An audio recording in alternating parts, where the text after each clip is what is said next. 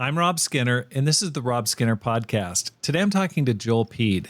Joel wrote a book entitled A Sabbatical Map. He covers the power and the need for periodic breaks from ministry work for effective ministry. I interviewed Joel and his wife Christy in episode 56 way back in November of 2020, and we worked together in organizing and planning the Climb Small Church Leadership Conference. We built a good friendship over the years. Listen as I interview him about his book. All this and more on the Rob Skinner Podcast.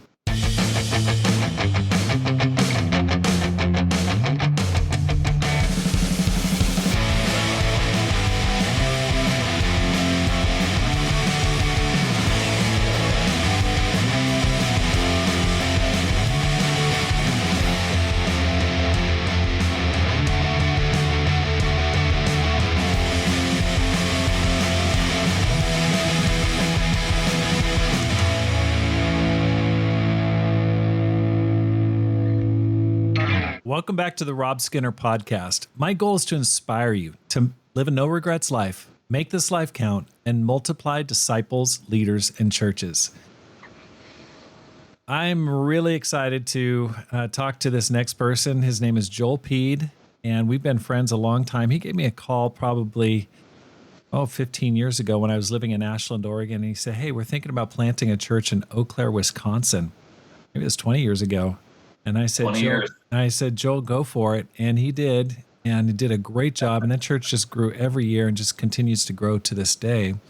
And he gave me another call probably about 5 or 6 years ago. And he said, hey, I'm thinking about starting a small church leadership conference. Would you be interested in helping me? And I said, absolutely. And so we've been working on that together. And we added Joel Nagel. And we worked together in helping that conference get off the ground. I hope you're going to be going this October to Lansing, Michigan for the Climb Small Church Leadership Conference, first weekend in October. It's going to be amazing. Joel, welcome to the program. Thank you so much, Rob, and thanks for your friendship over the years. It's been a joy. It's been a joy. It's really been a blessing to me, that's for sure. I've learned so much from you and have so many fond memories of being together. It's great. Well, it's been a long time since we last were on the program together. We've done a bunch of recaps during the conference. We'll get together and do podcast episodes and things like that. But what's been going on with you and Christy? What's going on in your lives? Any good news? Well, we actually do have good news. We are going to be moving to Dallas at the end of July this summer. We have been asked to lead the church there. So we are excited about this new adventure. That is so exciting. Congratulations. Okay, you are going from small church leadership to massive church leadership. That church, what, a couple thousand people, or maybe it's 1,000 people? It's a big church. Yeah, over 1,000. That is really exciting. Well, I know you're going to do a great job, Joel, and that's fantastic. So when do you start?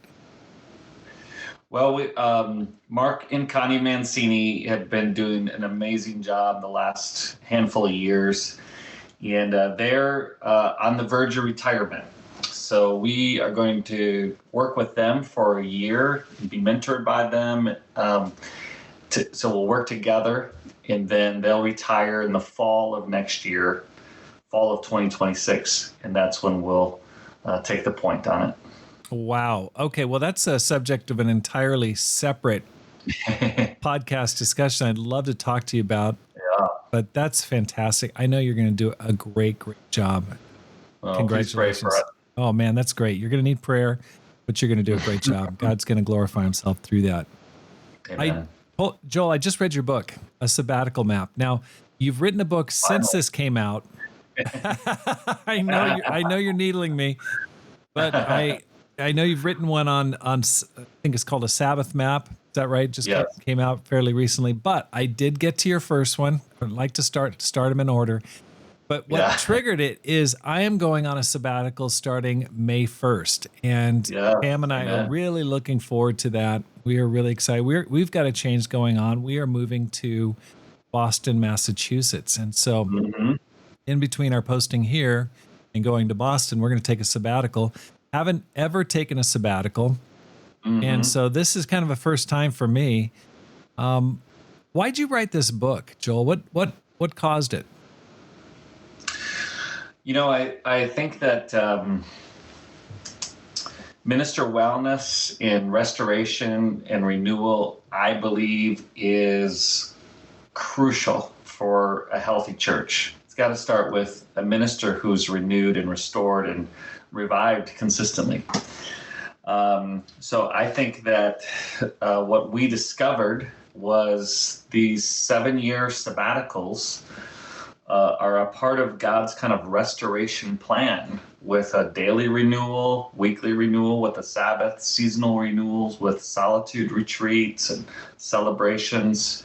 And then every 7 years, a sabbatical year, and then even 49 years, a year of Jubilee. So we just have discovered this incredible wisdom of God as he sets up these rhythms all throughout creation, but certainly for us as humans, we just run dry, we run out of steam. And finding renewal, and not just doing it when you feel burnt out, but doing it consistently, like changing the oil in your car, we believe is one of the crucial parts of a healthy leadership, which then is positioned to really lead and build a healthy church. I don't think you can build what you're not experiencing yourself. And people feel that when it's authentic. So this where we really stumbled upon this whole principle of Sabbath and seasonal solitude and sabbaticals. And it has just so changed us. It has revived us. We feel more energetic, happy. We love the ministry. We love serving. There's just so much energy and enthusiasm for God's work when you're consistently feeling that and experiencing that renewal. That's great. At the last conference, we were talking after the conference, and you shared with me, and then you mentioned it in this book, which I hadn't read until just this week. You shared with me a story about your dad when you were growing up. Yeah. Can you talk about that, and how does that tie into what you're doing now with your ministry? Right. I love my dad, and we were very close. We are still close. But he was a minister, and he was a bivocational minister. And I was the youngest of 4 kids. And for about the first 13 years of my life, we had this just like dream family and parents. They loved each other. It was the church we grew up in, which was it was also a family. But then my dad had an experience with burnout, and he had a crisis in his faith. He kind of lost his faith in a way. He had a marriage crisis. They ended up getting divorced after 29 years.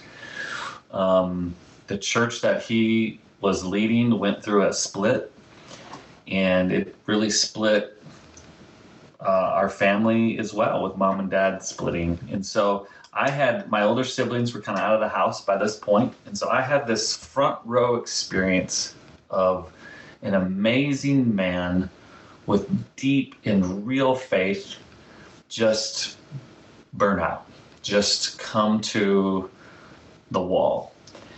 And it was devastating to me.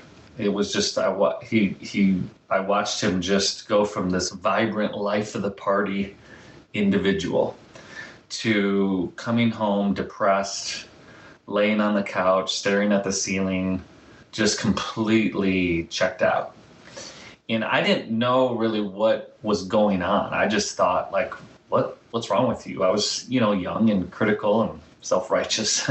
But now, serving in the ministry for now 32 years, I get it. Like, he was just feeling the burden and was frustrated, and things weren't going well, and he just didn't have the systems around him to support him, the people, but also rhythms in his life. And so I just saw the devastating effects of what happened to my dad, and it profoundly shaped me. And then when I went in the ministry, I also had a burnout experience a year and a half into serving in the ministry. Oh boy. A year and a half. I was Didn't depressed. take long. It didn't take long. I was getting 3 hours of sleep a night. I was in the campus ministry, and it was just a life without limits, a zeal without knowledge. And I paid the price. And at that point, I started to understand, oh, I get it. Because it's not like, I mean, you love God. You try to read the Bible, but you're just like comatose as you're reading and trying to pray and not being able to pray. These sorts of things. So I came out of the ministry at that point and for about 6 months or so, and just fell in love with God again, and fell in love with God's grace, and fell in love with Jesus. And I'm doing this because I love God and I'm following Jesus. I'm not following leadership.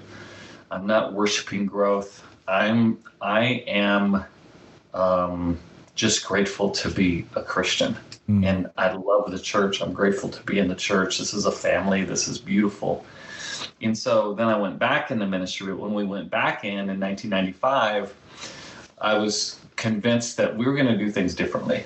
And I didn't really care who would give me a hard time about it, because I had seen what we needed in order to be our best. And that may be different than what other people needed, and that's okay. So I wasn't going to judge others, but they weren't going to control me either. And since that time, and then marrying Christy, who is an incredibly organized, disciplined, like if you're around Christy, you're gonna have rhythms in your life. Just the way it is. So our marriage was built differently. And then when we had kids, our home was built on these things. And then really discovered in 2016 the sabbaticals, and we took our first one, and it was just incredible, not just for me, but for our marriage, for our kids. I love this. My favorite part of this book is my conversation with Jordan when she was 10. And she was like, "Dad, you're different." And at first I was defensive, like, "Come on, I'm a good dad. What are you talking about?" But then I was like, you know what? You're right. Yeah, you share that in the book, that you guys went on a vacation, one of the early vacations you took. You're out west somewhere at a national park, and she just kind of looked at you and said, "You're different. What's going on here?" It was a beautiful moment because the kids felt it. And initially I was like, "Come on, I'm a good dad, and I'm a good dad." But the rest and the being present fully and being restored and revived, like the kids feel that from mom and dad. That's and cool. It was beautiful. It's like my favorite part of that book, and I cry almost every time I read it, because That's so cool. yeah, it was beautiful. But then Okay, so let me just back it up here. You said in the book that your time in the ministry in Omaha, Nebraska, changed you and Christy's approach to ministry. Now, why is that? You were there for 4 years in the 90s. What happened there? Well, we got there. We were there from 02 to 06. Oh, okay. So the 2000s. Okay. So we got early 2000s. And so we got there 6 months before the Henry Crete letter came out, which, if you're not familiar with that, is kind of a moment of, well, not a moment, a number of years of kind of a reformation in a way in our fellowship of churches.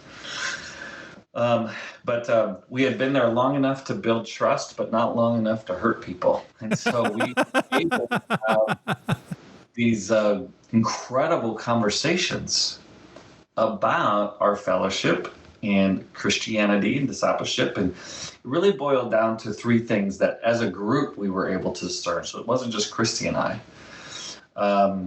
But what was sinful that needed to be repented of, what was youthful that needed to mature, and what was good that needed to be held on to. And teasing those things out and responding appropriately really gave us a ton of, I think, wisdom about collective wisdom and communal discernment, really, about what is God doing in our fellowship? What is he desiring to see mature and grow? And so the church actually continued to be blessed and grow through that time. We're incredibly united. And then about 4 years later, after we kind of started to build those principles, God really moved our heart. He was like, what would it be like to plant a church with these principles and to start fresh? And so we did. And we started with, Christy and I and 3 others in our living room in Eau Claire, Wisconsin. And God has just done an amazing thing through that. And now we really feel called by God to be like, let's see what happens in a large church. It's one thing to experiment a lot with a small church, Right.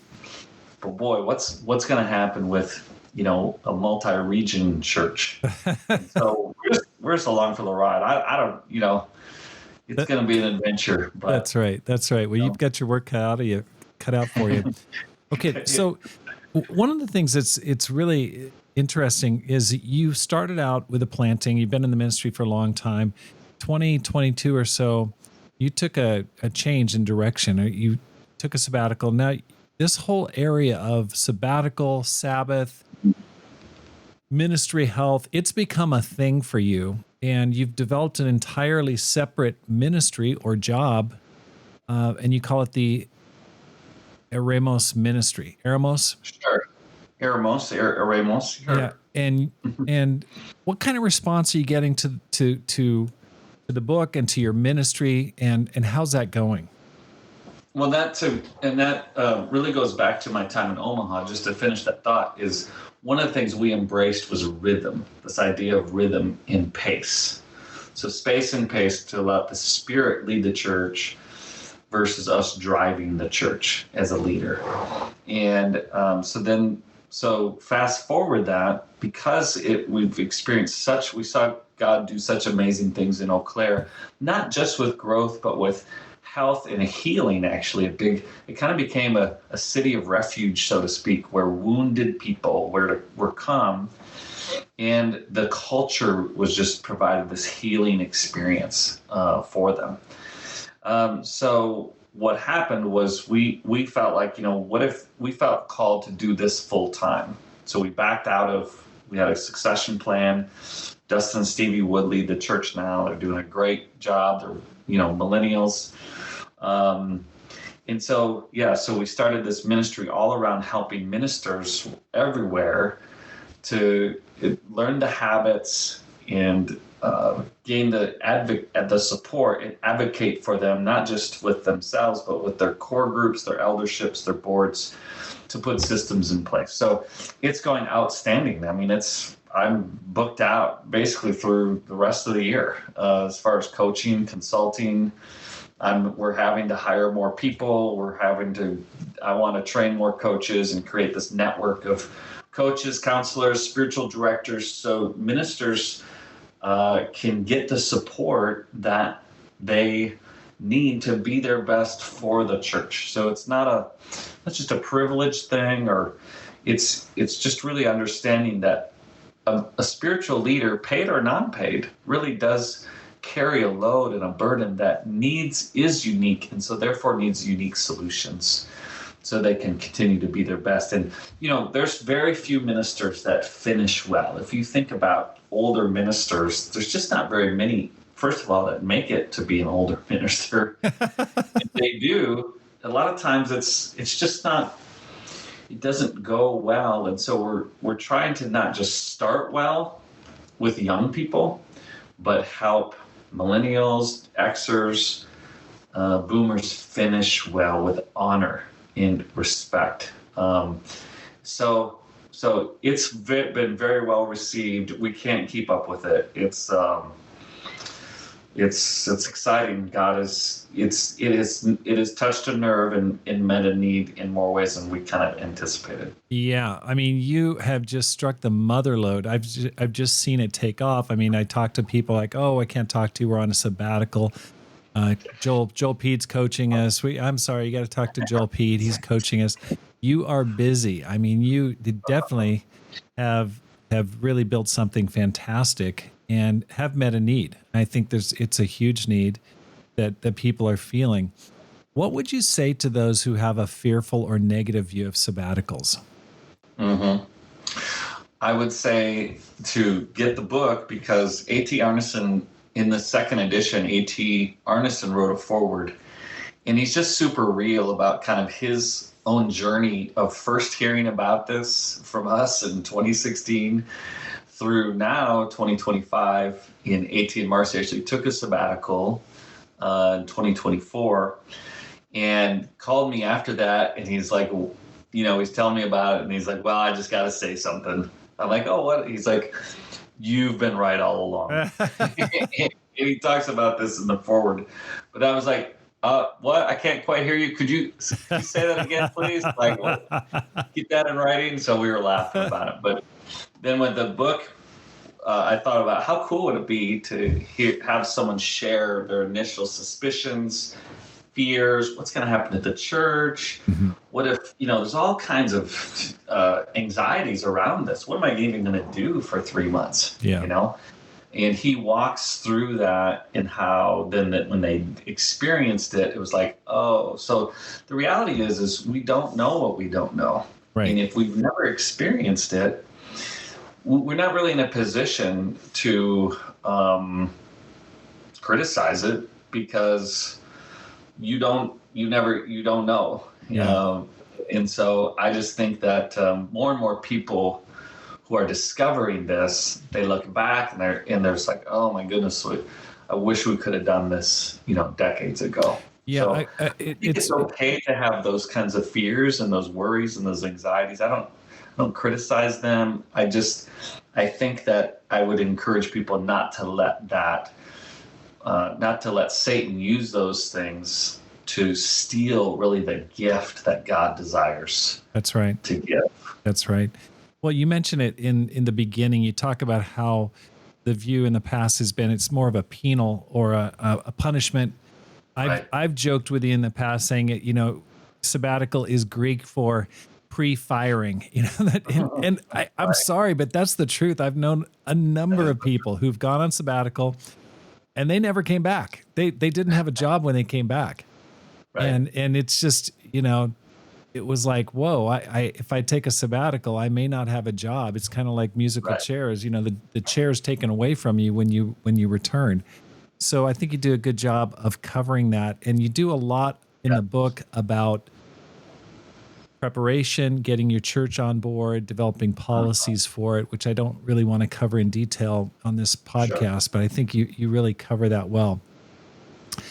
Can you talk, it's interesting to me when you mentioned Peter Scazzaro. He's written a whole bunch of books on the theme of emotional health, spiritual health for ministers. And he wrote The Emotionally Healthy Minister. He shares a story in his book about how he was busy in the ministry. He wasn't paying attention. His daughter just about drowned in the backyard because he was distracted with the ministry. And it was kind of like a wake-up call for him. Yeah. It was like, oh my gosh, we got to totally change things. But you mentioned 4 things that he uses, and you use them as chapter headers in your book. You talk about cease, I believe contemplate, celebrate. I can't remember what the 4th one was. Rest. Okay. Rest. Can you talk a little bit about those concepts in making for a great sabbatical? Well, and I add one to them, and that's preparation. So preparation, and then ceasing, and then celebrating, resting, and contemplating. Yeah, I just think the Jews had a whole preparation day. Like if you're going to do this, it's not a lazy thing. It actually takes a lot of hard work and intentional work to carve this time out. So you have to prepare well. And this is where for sabbaticals, a mistake that's made is you announce a sabbatical that the minister's leaving in 2 weeks or something like that. So we encourage people for about a year, 9 months to a year, even longer, if there's no sabbatical policy in place, to be preparing and that sort of thing. The sabbatical comes from the word Shabbat, which means to cease. So there is a definite point in time, like a marker in time, where it's like, okay, cease, stop, and it's very emphatic. And I think I love the story about, in raising kids, they know when dad gives them the look or the voice. Hey, listen, like, and it's like, whoop. And I think that's what Shabbat, cease. It's time to stop. Right.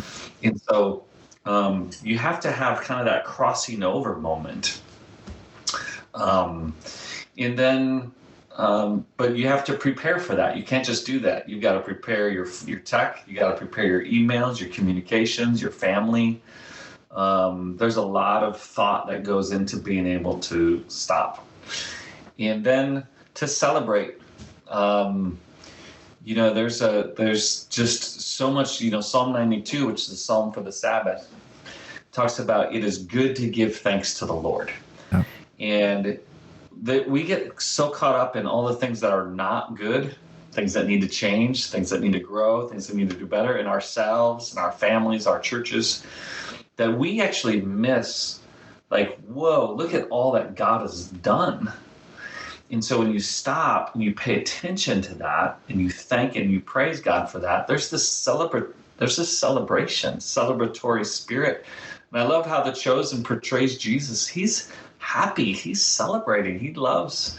He's an enjoyable person to be around. He's not heavy and burdened all the time. So that's how he can say, hey, come to me, all who are weary and burdened. I'll give you rest. I'll give you this light and easy yoke. So I think celebrating intentionally is very important. One of the things we do is we celebrate our family and our friends. And so we have a time with friends, and this is more of a weekly thing. But we say, okay, no ministry talk, no problems to solve. We're not leaders right now. We're just Christians, saved by the grace of God. And we celebrate one another. We celebrate God. There's laughter, there's fun. And if you don't intentionally do that, that's actually pretty rare. You only find yourself doing that when everything's going great. And that's just not how it works in the ministry. There's never that moment where everything's finished and done and great. That's only heaven. And so God gives us this break once a week in the sabbatical to just be like, okay, let's celebrate. Let's enjoy this. And then contemplation is just the intimacy with the Father. So one of the important points I try to make is that Sabbath or sabbatical is not just a vacation. Well, I'd love a 3-month vacation. I don't get one. Why should my minister? It's not a 3-month vacation. It is a mountaintop experience. It is a call into the wilderness. So when Jesus has 40 days in the desert, I don't think he called that a 40-day vacation, or Elijah, or Moses, or any of these forming experiences. When Jesus called Peter, James, and John to the mountaintop, he didn't say, let's go on a vacation. It was a formative experience. But in order to experience this depth, you have to be able to cease the things that keep you on the surface and keep you busy and going. So when you cease those things, now you have this space. Isaiah 40, clear the way for the Lord in the wilderness and make the crooked path straight and the rough places smooth. And I think there's a lot of like, hey, I want to be intimate with you, the Father saying this to his children, but it's going to take some work. We're going to have to clear some things out in order for us to go deeper, right, and then God to come to those depths to bring healing and perspective and speaking those deep things to us. So the contemplation part is just, I think that's one of the biggest differences from, what's his name? Eugene Peterson called a day off is a bastard Sabbath. It's not a real Sabbath. So when ministers say, well, I take a day off, it's like, no, that's not a Sabbath. That's a non-work day. Sabbath is a spiritual time. That's why God declared it sacred in Genesis chapter 2. He declared it sacred. So it's a time filled with the Spirit in his presence, and then he blessed it, which means he filled it with this life.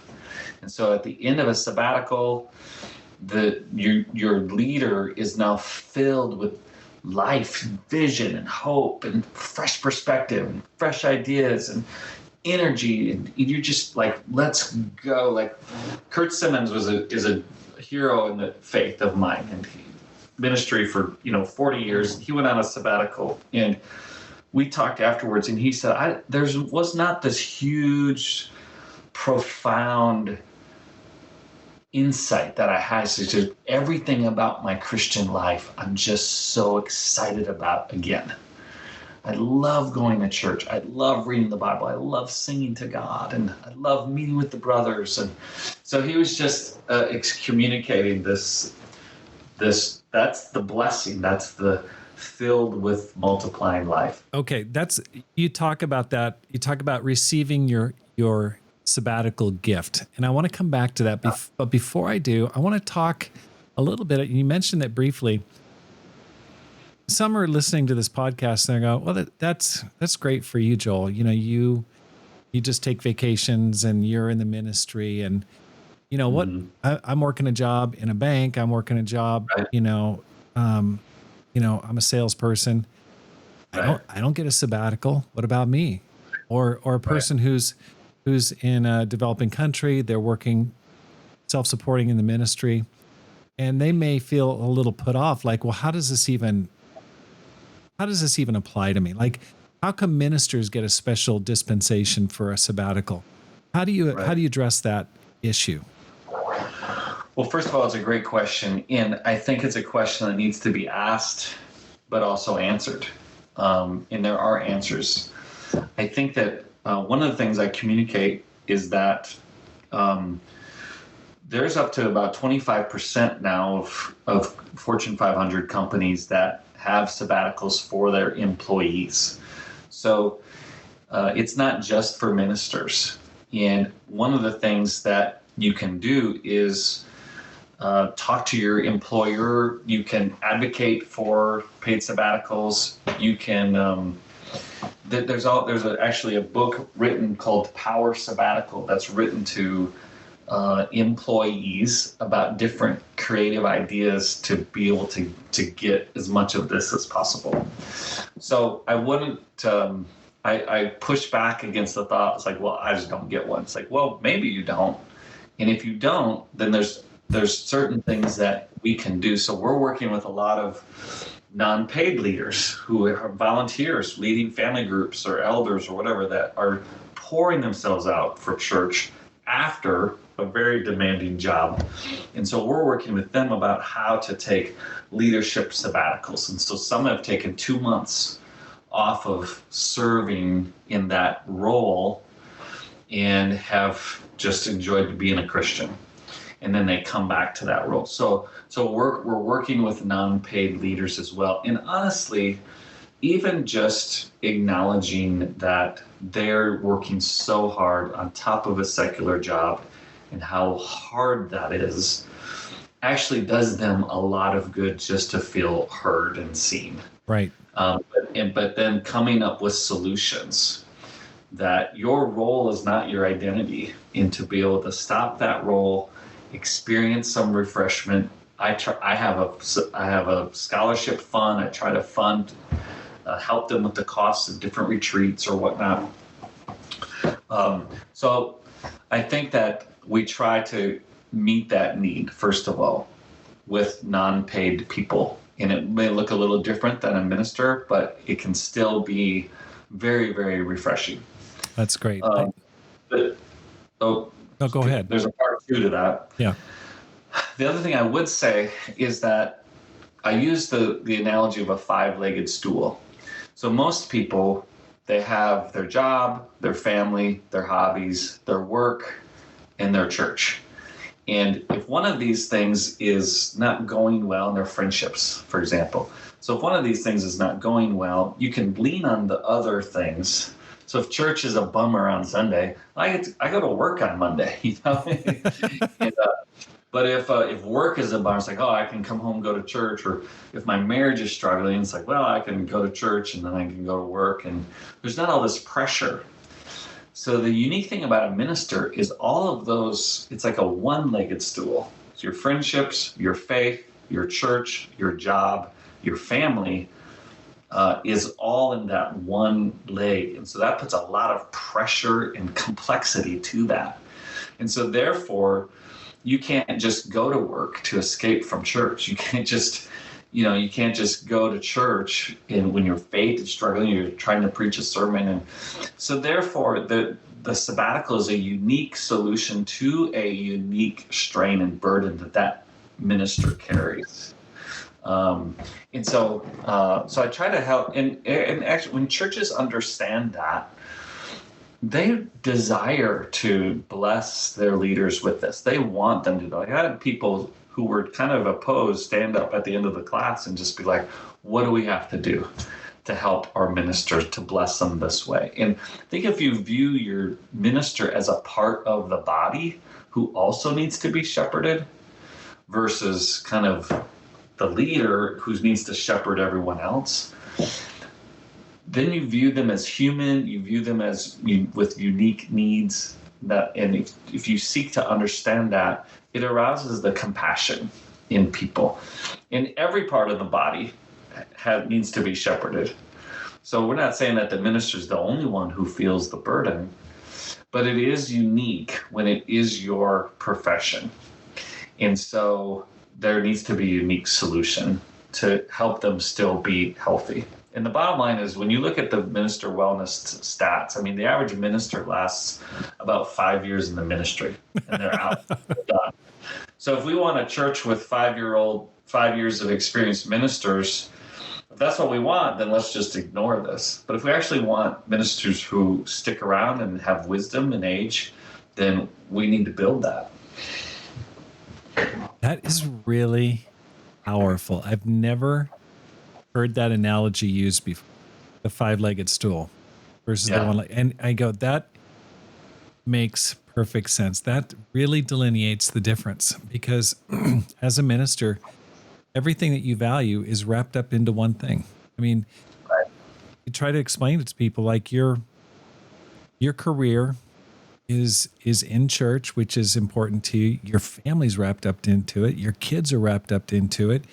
Your finances are all wrapped up into it. Everything is bound up with your work.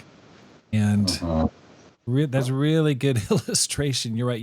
There's no exit strategies. There's no, something else that you can flee to find rest or recuperation. So that was, I don't know. Can I give another metaphor? Yeah, go ahead. Yeah, I think another thing that helps, like if you think about so I'm up north, so the hockey playoffs are about to begin, right? And I know that Arizona's didn't quite make the playoffs. Sorry. But you're not the state of hockey like we are up here. Anyways, if you have an average hockey player, they wear pads, right? But they don't wear all the pads that the goalie wears. And the average hockey player shouldn't look at the goalie and just be like, "Why are you putting on all those pads? Come on, like this, you're soft, you're being weak, just, I don't need to wear those pads. Why do you?" Like, they wouldn't do that because they're not the ones with the 100-mile-an-hour rock hard pucks flying at their head every 5 seconds, right? Or a catcher. Like, hey, hurry up. I don't need to wear those pads. I don't have shin guards out in the outfield. Why should you put shin guards on? So I just think that it is different. It is unique. So it needs a unique, things to keep us safe. One of the things that I like to explain is like the FFA with the rules around being an airline pilot. They have rigid rules, and we've all sat in a plane until the pilot can go because he doesn't have his hours of resting, right? Right. And it's a little irritating in the plane. Come on. Right. They have to replace the pilots because his time has been expired. Yeah. Like I work more than 20 hours a week. Why don't you work more than 20 hours a week? But then it's like, wait a second. This is about the safety. Right. And we don't want the plane to crash. Yeah. But look at all the ministers who are crashing. Yeah. Look at all the churches who are crashing. And we're paying the price for neglecting this. Yeah. But the tide is turning. And I think we're learning now how to do this better and more sustainable and more spiritual. It's not, church isn't dependent on a human leader being in everything every moment, right? Yeah. Jesus makes the church, the Spirit's the heart of it. So Yeah. we got to learn how to depend on him more, and then that gives us appropriate limits. Thank you. Okay. What's the quickest way to, okay. let me get back to this. Okay. In the book, you talk about get your sabbatical gift. I mean, that just caught my eye right there. What do you mean by that? Okay. What do you mean? Wait for your sabbatical gift. What are you talking about? Well, the Bible's, Jesus says, "Come to me, all who are weary and burdened, and I will give you rest." Physical, for our human bodies, rest is not something we achieve or accomplish. We try to, and we lay in bed trying to go to sleep. It doesn't work. It's a surrender into. It's a gift of God. We put ourselves in position to rest. God gives us sleep. And so Sabbath is a gift from God. The weekly Sabbath is a gift from God for humanity. The first day of humanity was a day of rest. But it wasn't just a day of nap time. It was a day of restoration. It was a day of life. It was a day of intimacy with God, walking in the garden, enjoying the creation. So that was a gift. And then we go do our work. If you try to go one of the biggest things I do in coaching is try to help people understand that this is not something you do well. This is something you receive. I see. And so let's let go of the performance and receive from God this gift of ceasing, celebrating rest, physical rest, which, by the way, most ministers will come back and communicate, "I had no idea how exhausted I was." And we just really don't. We're used to functioning on adrenaline and caffeine and the next hit and all those sort of thing. And once we stop, just like Elijah, I mean, he slept for a couple whole days. And most people are just like, wow, there was a level of exhaustion going on in my bones that I wasn't aware of. Right. You talk about that in the beginning of the book. You say, listen, don't feel bad that you're sleeping in and taking the extra time to sleep in, and just enjoy. Don't feel guilty. And you have a whole section there on the importance of sleep. I thought that was really interesting. Okay. Yeah. So what are 3 essentials to a great sabbatical experience? Mm-hmm. And what are 3 ways to blow a sabbatical experience? Yeah. Well, I would say 3 essentials. Number 1 is prayer. Okay. You have to get the whole church praying for you. Get your family praying. And when I say prayer, I mean, specifically, you have to decide what is it that you're asking for. So my first sabbatical was more of renewal, refreshment. My second sabbatical was more transition. And it just so happens that Pete Scazzaro describes his sabbaticals this way as well. So that was kind of cool. But what are you asking for? So prayer is essential. This is a spiritual thing. I would just say the second essential is preparation. You have to prepare the church, prepare yourself, prepare your family. You have to prepare your emails, prepare your text messages. You got to get that burner phone. Work will come find you.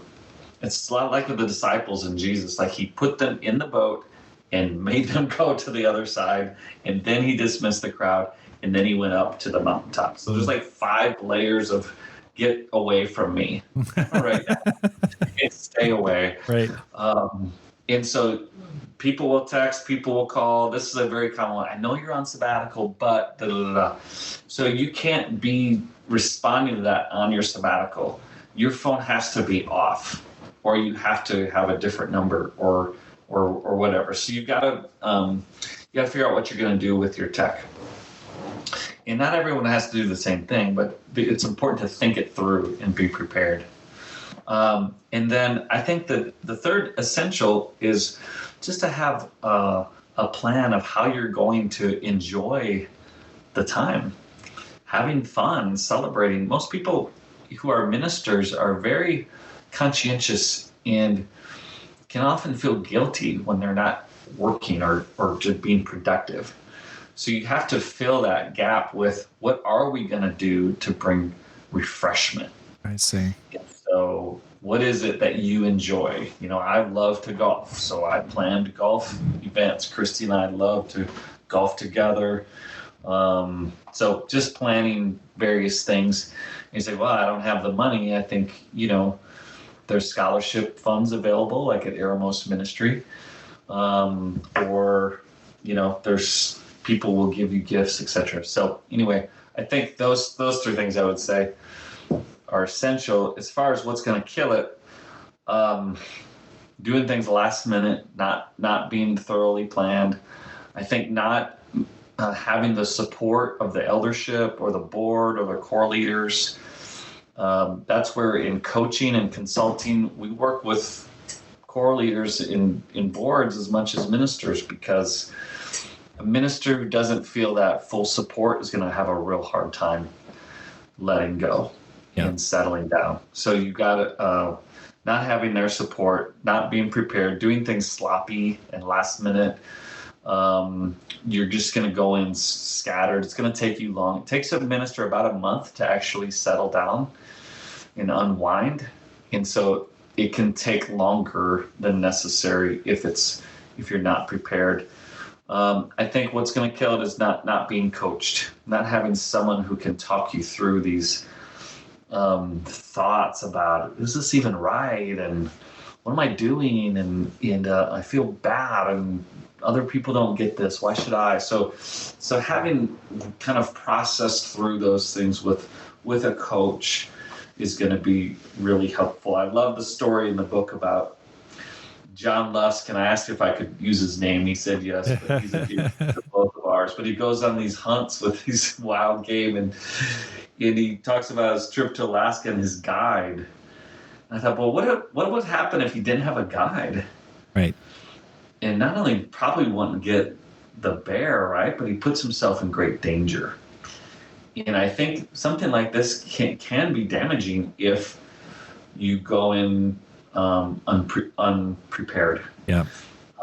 So you got to be careful to stay out of trouble in these sorts of things. Right. At the very least, you're probably not going to get the most what you could get of the blessing. Exactly.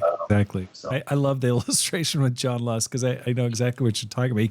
He shot a huge grizzly bear up in Alaska, but there was a guide right by his side helping him. That's right. And they set it all up, and it enabled it to happen. And John shot it, but there was a lot of preparation there that went into it to make the opportunity happen. So that's fantastic. Just wander into Alaska. No, it's a big state. Wander into the backcountry of Alaska. Okay. I love this. One of the things that I found most helpful is you talked about finding the right location. You talked about you want to have a mountaintop experience, and you said Airbnb has options for sabbatical locations. Can you expand on that a little bit? Yeah. So I have a friend who I coached, James Rosenquist. They lead the church in Pittsburgh, James and Elena, and they're just amazing young couple. And in his preparation for his sabbatical, he researched the whole country of the United States for retreat centers, either free or reduced cost for ministers. Like I said, retreat centers, monasteries, just all kinds. So he has it literally in every state. He has different options for you. So that's one of the things that we do in coaching is I have people have a session with him. And he knows where you're at, where you want to go, and he'll kind of apply that research to you and give you other things to. So, and that's not just for paid ministers, for leaders who are wanting to do retreats or members who are wanting to take some time of solitude. We have a place like a database like that. You can contact me or James Rosenquist for that if you're interested in that. We'd love to, share that. But even if you just Google like free or reduced rate, spiritual retreats,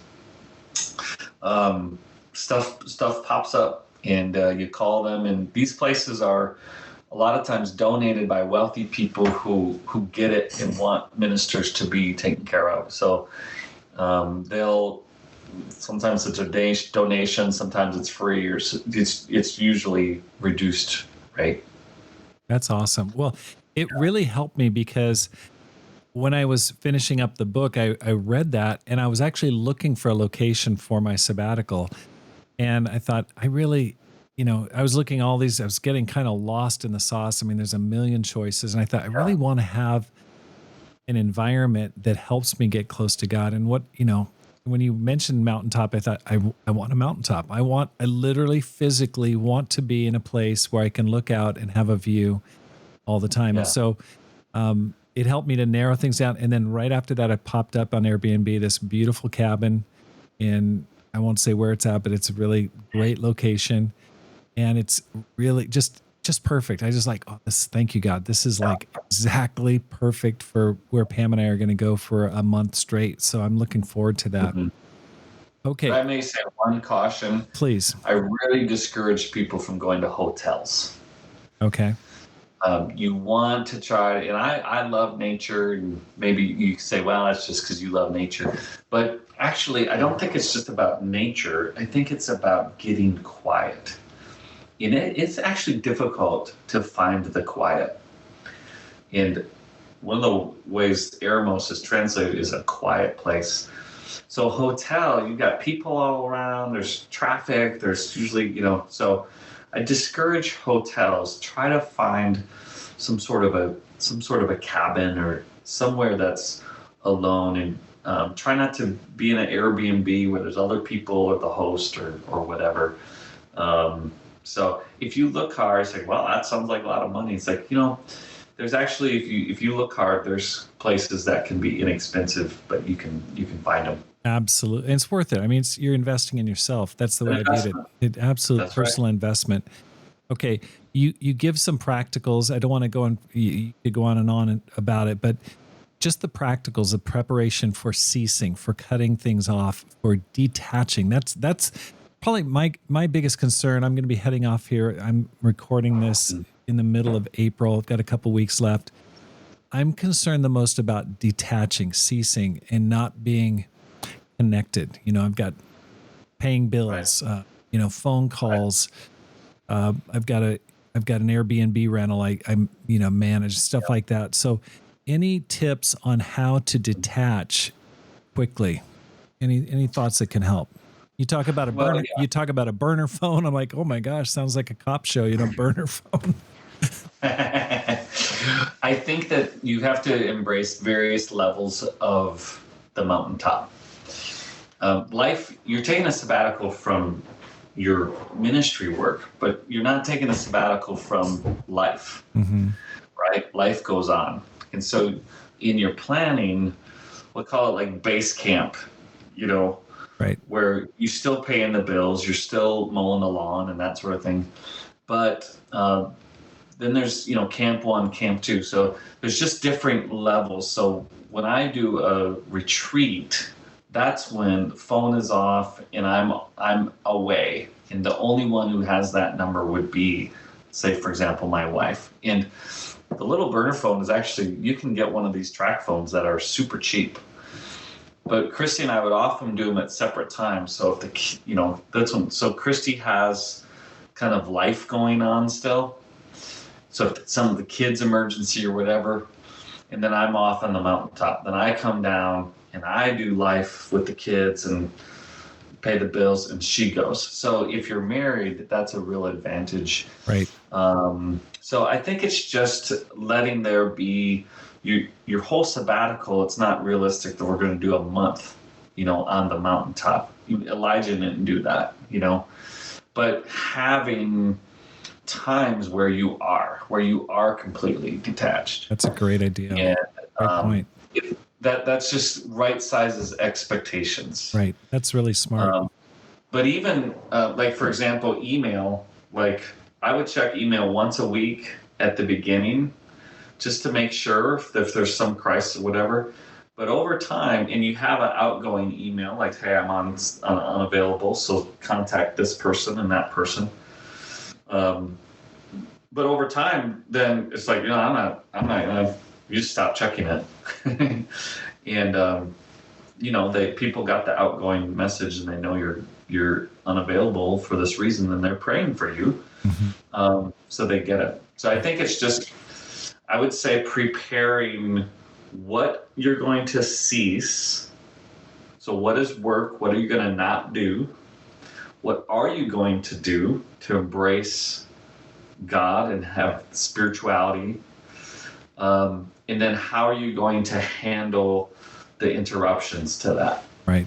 So text, email, that sort of thing. How are you going to really leave the phone and detach? And that won't be the whole 3 months, but maybe after a week or so, then you will do this. And this is why Sabbath, a weekly Sabbath, seasonal solitude, septennial sabbaticals builds off of itself. It's like a cycle that builds it, because the same principles that you're doing for a weekly Sabbath on your Sabbath day is what you're doing for seasonal week solitude in a septennial 3 months. So I think that it's to different degrees, obviously, but those principles are in place. And when you build these rhythms, the church, your family, like my kids know that Monday I'm not on my phone. So they're like, why didn't you call me back, Dad? It's like it's been that way since they've been alive. That Monday, Dad doesn't get the message. So the church understands and embraces it because they see what it does to you. That's awesome. So that's where, at the very end of the sabbatical, I work with people about how to maintain rhythms going forward. The big sabbatical can act like a big reset, like a reboot.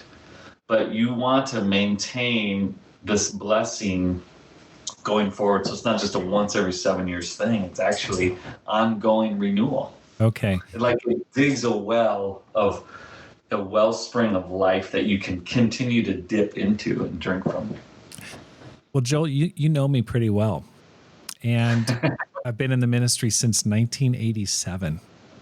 Either, supported, 8 years self-supporting. So this is like 38 years. 38 years in the ministry, no sabbaticals. What advice would you give to me, knowing me, to make the most of this sabbatical coming up here?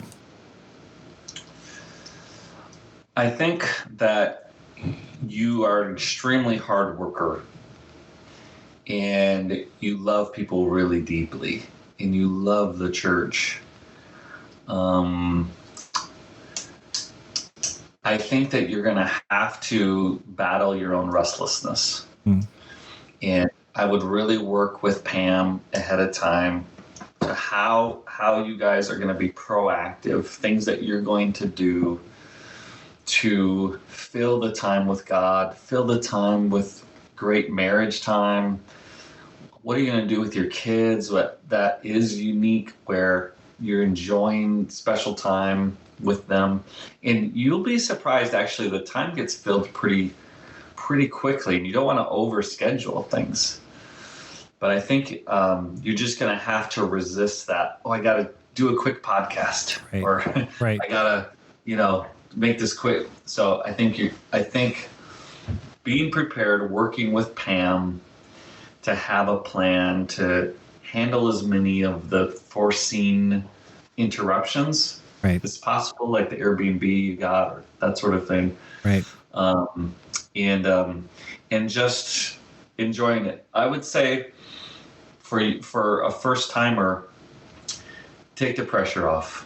Like you've never done this before. Right. It's okay. Just learn as you go. It doesn't need to be perfect. Yeah.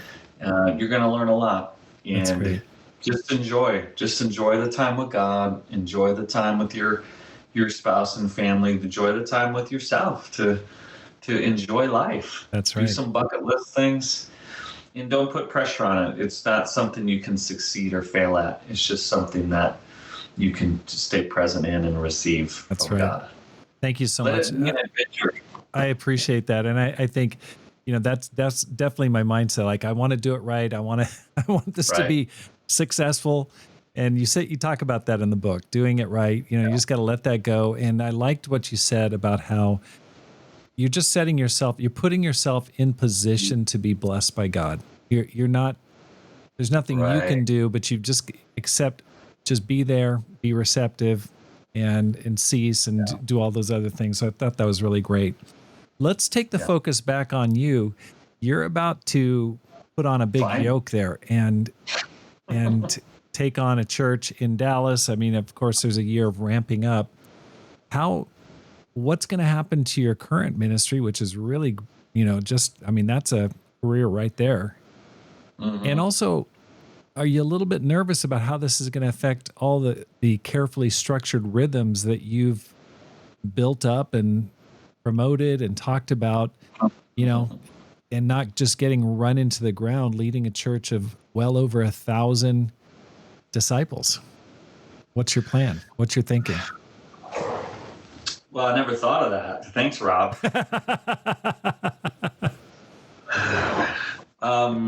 It's going to be an adventure. Yeah, I talked to AT and I was like, boy, does this mean Eremos is done? And he was like, please don't let Eremos go. Our fellowship needs this super bad.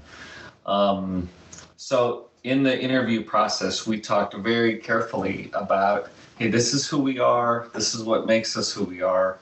If you're wanting us, you gotta embrace what makes us us, and how our family works and how our marriage works. And they're just super supportive. They're really eager for a new chapter and a new way. And that's not disrespecting the amazing people who've built that church up to this point. But so I anticipate that we will be learning as we go, but sticking to our rhythms as much as possible, adjusting a little bit. But they're creating the position so that to protect this. And then they're also creating another position as an executive pastor who will work toward, who that will be, in it largely to protect this spiritual emphasis that we have, the amount of time we look for in prayer and devote to that and commit to that. So they're creating this role, which is different than the way the role has been in the past. And then they're creating an executive pastor to handle a lot of things that that I don't like to handle or can't handle or don't know how to handle. So they're creating that. And then the small church, all the small churches around there, they know us and love us and are eager for that. So, we have a real vision to continue that as well, reaching out to the smaller churches around there. So, we're hoping and planning to maintain these rhythms, if not even further develop them. Right. Well, but we'll see. It's an adventure. I'm sure you'll be tested, but I'm sure you'll rise to the challenge. Well, Joel, thank you so much for your book, A Sabbatical Map. I read it. I'd recommend it. I thought it was great, super helpful, timely for me. I've read a number of other books. I mean, not a number, but probably two others along the way and going for the sabbatical. Yours was definitely the best by far. I really, really enjoyed it. It's very practical and helpful. If a person wants to get the book, where can they find it? It's on Amazon. Just search A Sabbatical Map by Joel Peed in both the Sabbatical Map book and the Sabbath map for members, everyone to do weekly Sabbath will come up there. Or you can go to our website at eremosministry.org. That's great. Hey, are you looking forward to the Climb Conference? Bro, this is going to be the best Climb Conference ever. They just keep getting better and better. So excited about this conference. We're doing unique things based on past surveys. many people have said this is the most important conference in our fellowship. So over 70% of our churches are under 100. Yeah. And, whether you're, up to 200-ish type size, but the speakers, the classes, the way it's going to be super practically helpful, also inspiring, great fellowship. We're trying some new things this year as always. In Lansing in the fall, so we have a theme of seasons in life and seasons in the ministry. It's going to be the peak season of beautiful colors. So yeah, if you're not signed up yet to come to the Climb Conference, we always have a balance of minister wellness and ministry health and growth. And so it's not just about growing the church. It's also about, these types of principles we're talking about, but it's not just about you either. It's about practical tools to help the church really flourish. That's right. So excited about it. Love our partnership, Rob. You've been key in encouraging us from planting the church back in 2005 when I called you. Wow. To this small church conference in 2017. You had just written a book on small churches and like, hey, let's do this. You're like, yes, let's do it. So you've been a great partner and friend, and I so appreciate you and Pam, and I'll be praying for you for your sabbatical. Thank you so much. Thanks a lot. Thanks for the time, and thank you for your friendship. All the best to you. Thank you. Love you, Rob. Thanks for listening. Here's how you can help support the program. First, let your friends know about the podcast. Secondly, read and review one of my books, either How to Plant and Grow a Church or Courage, How to Make This Life Count. You can find them on Amazon.com. Or you can support the program with a gift today. The link is in the show notes. Because my goal is to inspire you to make this life count, live a no-regrets life, and multiply disciples, leaders, and churches. Have a great day, and make this life count.